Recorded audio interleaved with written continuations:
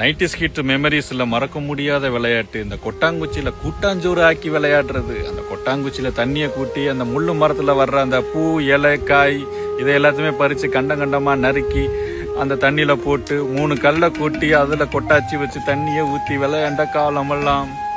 மலை ஏறி போயிருக்கலாம், நீங்க கடல் தாண்டி போயிருந்தாலும் இந்த மெமரிஸை மறந்துடுக்க முடியாது. கண்டிப்பா வெளிநாட்டுல யார் யார் பாக்குறீங்களோ பாருங்க.